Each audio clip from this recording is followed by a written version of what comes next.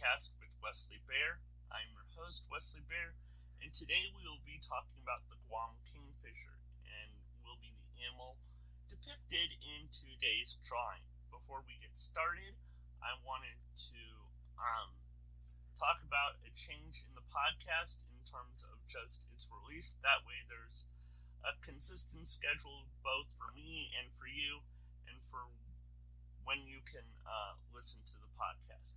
So the podcast will be in future released on Wednesday and usually around 5:30. So that would be mountain time, just in case you're in a different time zone. But yep, that will be the consistent schedule of the podcast moving forward. That way you can update yourself on old podcasts and also not feel overwhelmed and not knowing when the next one will be. To get today's animal, we are talking about the Guam Kingfisher.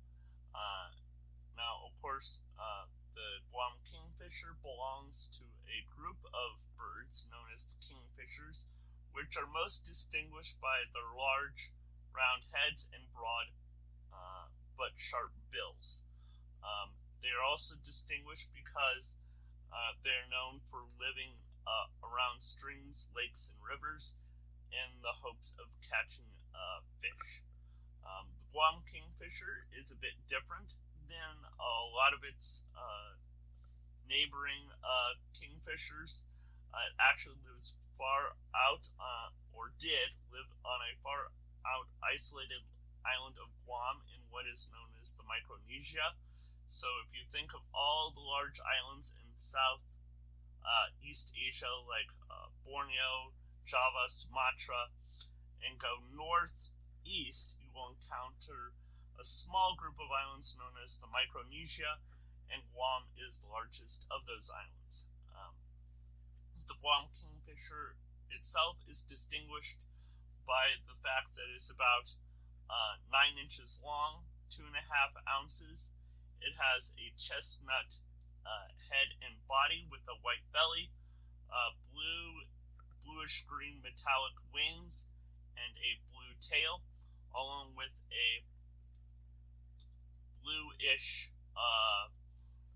dark blue, blackish stripe going across its face.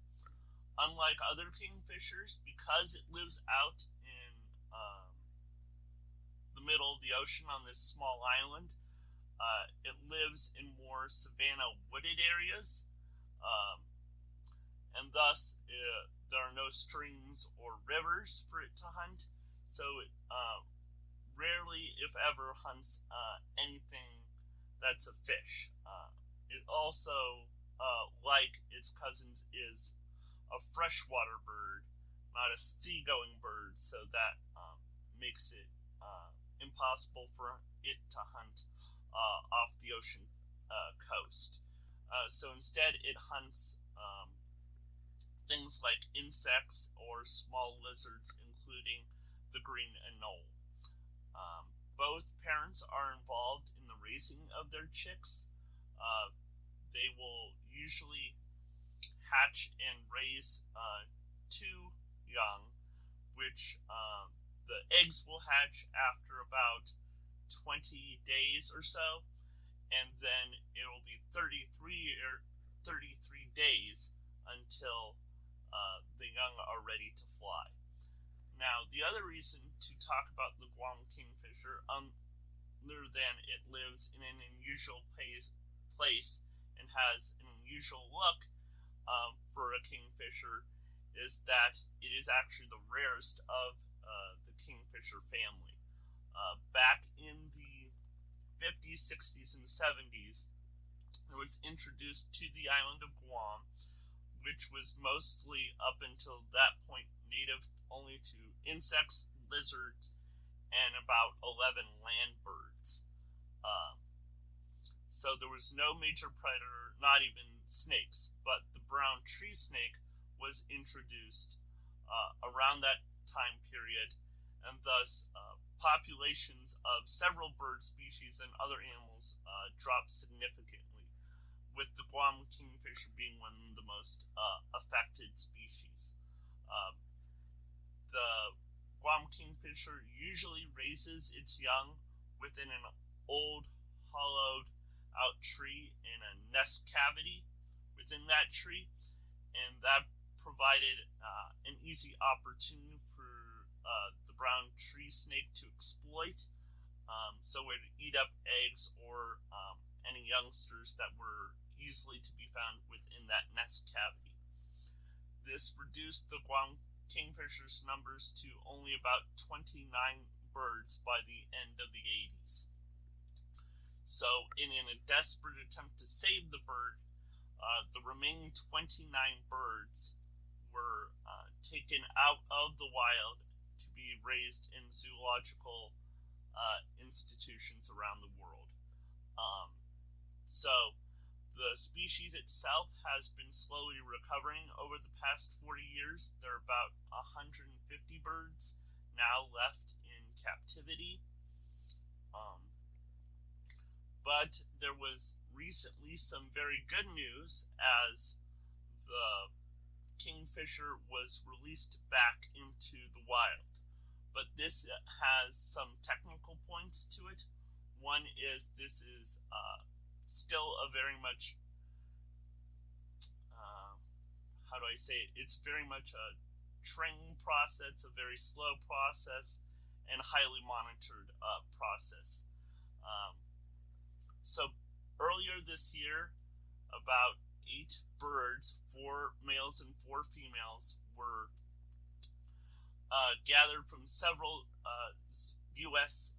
zoos and other conservation areas to be transported off American soil and onto an island south of the Hawaiian Islands called Palmyra Atoll. I believe I'm saying that correctly. So it's Palmyra, Palmyra, and then Atoll, which is Atoll. And the wonderful thing about this island is that it is completely snake-free, which is why it was chosen as the destination for these newly released birds. But the population is still in its early stages. It's still being heavily monitored by people on that island. And up until I think even a couple weeks ago, they were in small captive cages on that island. But because of the news, this means that the bird has been downgraded because there were no birds in the wild. It was effectively extinct in the wild, and with this release, it is now been downgraded to critically endangered. But with so few left in the wild and the population still pretty precarious in that aspect, it'll be a while to see whether or not the future will be good for these birds, at least in the wild. So that is our bird, the Guam Kingfisher, for the day. If you would like to learn more about me, you can go to my website, which is theencouragingcartoonist.com. I also have 2 books. One is Crazy Creatures of Oz Meet the Colorful Animals of Australia, and the other is Crazy Creatures of the Ocean, Shocking Sharks and Radical Rays. So enjoy nature, enjoy animals, and enjoy drawing. Hope to hear from you soon. Please leave comments down below, like the video, and share with others, and have a wonderful rest of your day. Thanks for listening.